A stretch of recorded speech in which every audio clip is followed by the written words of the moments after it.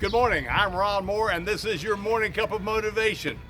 Hey, all week long, I'm going to be talking about giants and conquering giants. You know, we were watching over the last couple of weeks the primetime series, Amazon primetime series called The House of David.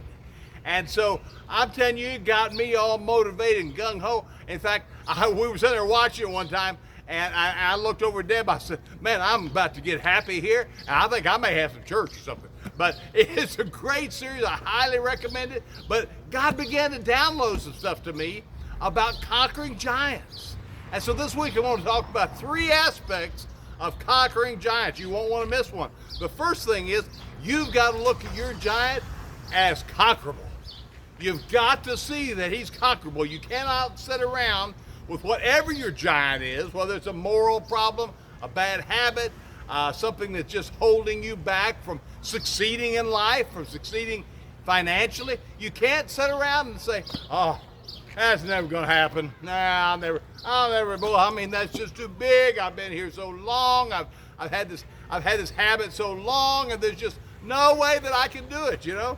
You've got to, first of all, do what David did when he walked up that day. He made an equation. He said, wait a minute.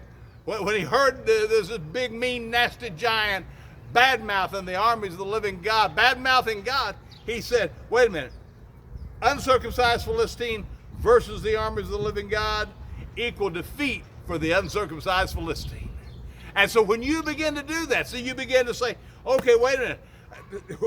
The habit of pornography, the habit of drugs, the habit of alcohol, the habit of an immoral lifestyle, man, versus the resurrection power that's in me, versus the God who indwells my life big time, equals defeat for those habits.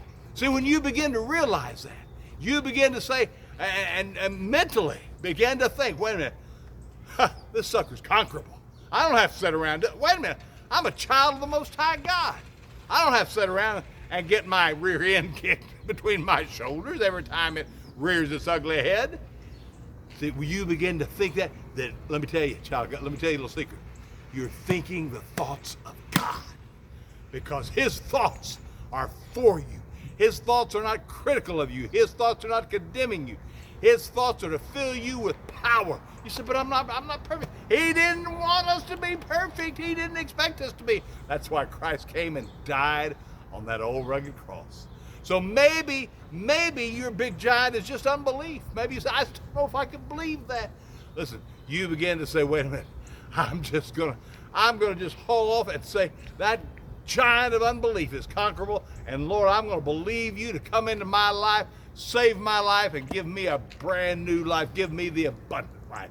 Hey, if you've never done that, you can do it. Stay tuned. Remember, you got to see your giant as conquerable. I'll see you again on Wednesday. Bye-bye now.